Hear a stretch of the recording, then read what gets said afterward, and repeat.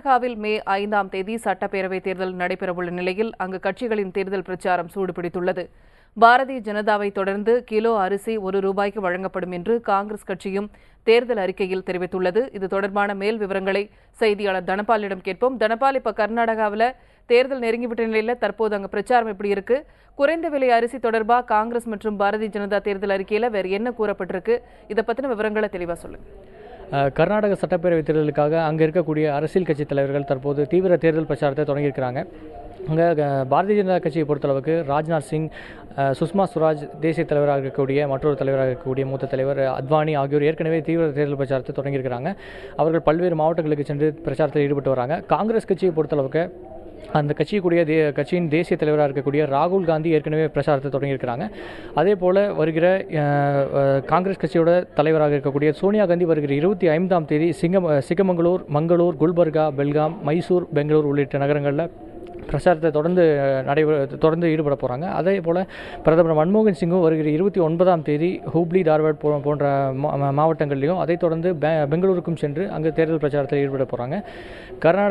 கர்நாடக பாரதிய ஜனதா கட்சியிலிருந்து விலகி கர்நாடக ஜனதா கட்சி என்ற கட்சியை தொடங்கி இருக்கக்கூடிய எடியூரப்பாவும் அதே கட்சியைச் சேர்ந்த மாநில தலைவராக இருக்கக்கூடிய தனஜகுமார் ஆகியோரும் ஏற்கனவே தேர்தல் பிரச்சாரத்தை தொடங்கி நடத்திட்டு வராங்க. சிக்கமங்களூரில் போட்டி இருக்கக்கூடிய தலைவர்களுக்கு ஆதரவாக அவர் இன்றைக்கு எடியூரப்பா தேர்தல் பிரச்சாரத்தில் ஈடுபட்டு வராங்க. அதே போல் கர்நாடக தமிழர் கட்சி என்ற கட்சி முதல் முறையாக கர்நாடகத்தில் தொடங்கி இருக்கக்கூடிய 10 வேட்பாளர்கள் தமிழர்களும் தீவிர தேர்தல் பிரச்சாரத்தில் ஈடுபட்டு வராங்க.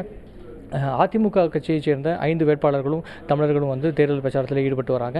அது மட்டுமன்றி பல்வேறு சிபிஎம், பிஎஸ்பி, பிஎஸ்ஆர் காங்கிரஸ் உள்ளிட்ட கட்சியைச் சேர்ந்தவர்களும் தீவிர தேர்தல் பிரச்சாரத்தில் ஈடுபட்டு வராங்க.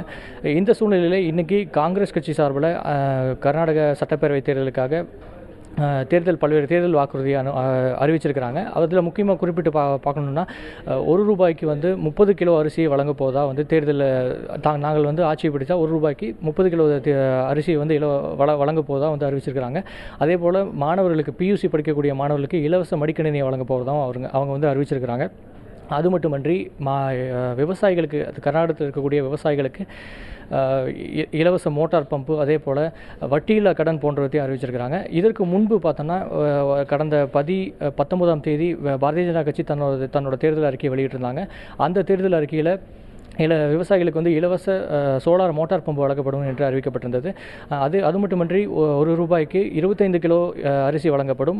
மாணவர்களுக்கு, அதாவது கல்லூரி மாணவர்களுக்கும், பியூசி கல்லூரியில் படிக்கக்கூடிய மாணவர்களுக்கும், பள்ளி மாணவர்களுக்கும் இலவச மடிக்கணினி வழங்கப்படும் என்றும் அவங்க ஏற்கனவே தேர்தல் அறிக்கையில் அறிவிச்சிருக்கிறாங்க. தனபால், உங்களுடைய தகவல்களுக்கு நன்றி.